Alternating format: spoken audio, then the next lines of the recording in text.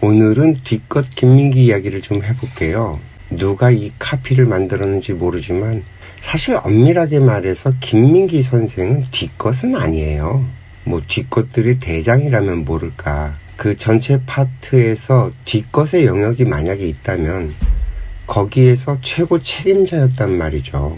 그 영화에서 영화를 기획하고 연출하고 하는 그 영화 감독을 뒤끝이라고 하지는 않잖아요.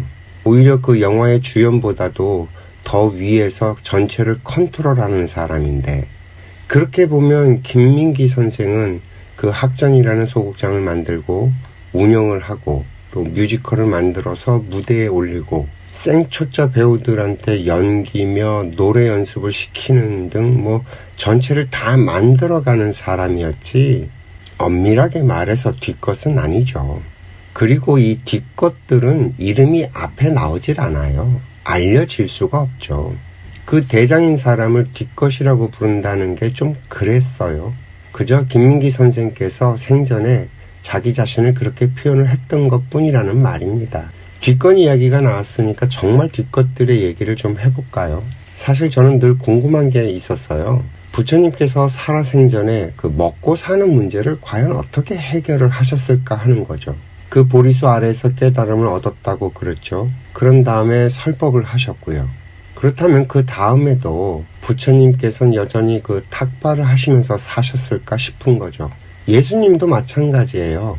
그 12제자들과 최후의 만찬을 하셨다고 그러는데 그 최후의 만찬은 누가 차려줬지 하는 거죠. 예수께서도 그 사람들을 가르치고 이끄시고 한 뒤에는 과연 뭘 하면서 먹고 살았을까 하는 거예요. 이런 것들에 대해서는 누가 설명을 하는 사람이 없다는 거죠. 그저 영웅담처럼 대중을 이끄시고 설법을 하시고 하셨던 이야기들만 있지, 하루하루 삶을 어떤 식으로 운영을 하셨는지는 알려진 것들이 없죠. 저는 아주 어릴 적에 구인사에 인연이 돼서 갔습니다. 그때는 뭐 이미 구인사라는 절이 어마무지한 규모로 만들어져 있어서 큰 스님께서는 그 큰 스님 수발을 두는 많은 스님들이 계시기 때문에 큰 스님께서 먹고 사는 문제로 걱정을 할 필요가 없는 상태였죠. 우리는 그 시절부터 조사 스님도 그렇고 이대 큰 스님도 그렇고 부처님으로 생각을 했습니다.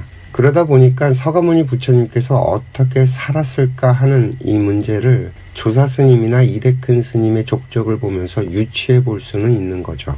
조사 스님께서 그 소백산자락에 처음 구인사를 만드실 때만 해도 아마도 그 손수 초가지붕을 올려서 도량을 만드셨을 거예요.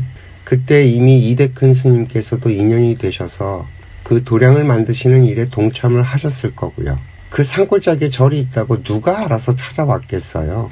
조사 스님께서는 외부에서 활동을 하시면서 사람들과 인연을 맺고 하셨을 거고요. 그 시절 우리나라 다들 먹고 살기 어려웠던 시절이라 몸이 아파도 병원에 제대로 갈 수 없는 형편들이 대부분이었기 때문에 조사 스님께서 아픈 사람들을 치료하는 그런 기적을 일으키다 보니까 소문이 났을 거예요.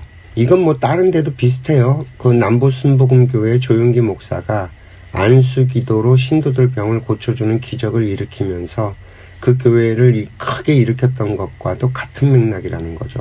그렇게 따르는 사람들의 규모가 점점 커지면서 하시는 일들도 많아지고 만나는 사람들도 많아지고 하면서 이 뒷바라지를 하는 사람들이 필요해졌을 거고요. 그런 사람들이 주변에 있어도 이게 운영이 될 수 있게끔 시주도 들어오고 살림살이 운영이 가능해졌을 거라는 거죠. 이거는 뭐 회사도 마찬가지예요. 처음 삼성이나 현대가 만들어질 땐 이병철 회장도 정주영 회장도 본인들이 팔을 걷어붙여가면서 일을 했지 처음부터 뭐 뒷바라지를 하는 사람들을 두고 시작한 게 아니라는 말입니다. 제가 늘 말하는 것처럼 누군가 큰 꿈을 꾸고 그 일을 시작하면 그 꿈을 보고 사람들이 모여듭니다. 그리고 그 꿈에 동참하기 위해 사람들이 모여들면 정말로 그 각양각색의 다양한 사람들이 모이죠. 거기에는 분명히 밥을 짓고 빨래를 하고 청소를 하는 사람들도 끼어 있을 겁니다. 왜냐하면 큰 꿈에 동참을 하지만 그런 일을 해줄 사람들도 반드시 필요하거든요. 이런 사람들이 없다면 그 어떤 집단도 돌아가질 않아요. 우리가 우리의 가정을 봐도 그렇잖아요. 집안에서 살림살이를 해주는 사람이 없으면 그 집안이 돌아가질 않습니다. 해도 표가 잘 나지 않는 이 집안일이 안정적이어야만 밖에 나가서 하는 일도 잘 돌아갑니다. 그 어떤 집단도 뒷일이 안정적이지 않으면 사상두각이 되어버리죠. 그 부처님께서 살아생전에 입던 옷들, 드시던 음식들 같은 건 누군가가 반드시 뒷바라지를 해줘야만 해결이 났을 거고요. 그거는 예수님께서도 마찬가지였다는 거죠. 우리 구인사의 그 조사 스님도 이대큰 스님도 초기에는 본인들이 밥을 해먹기도 하고 청소도 하고 다 하셨을 거였는데 찾아오는 신도들이 늘어나고 절 살림이라는 것이 생기면서 뒷일을 해주시는 분들도 생겼다는 거죠. 이렇게 뒷일을 하시는 분들이 없으면 아무리 부처님이라고 해도 자기 손으로 음식을 해먹어야만 생존을 할 수가 있습니다. 이 세상에 제 아무리 천하 없는 도인이라고 해도 다 마찬가지라는 거죠. 아무리 대기업의 총수라고 해도 아무리 돈을 많이 벌어서 그 헤아릴 수 없다고 해도 이 수발을 들어줄 뒷것이 없으면 꼼짝도 할 수가 없습니다.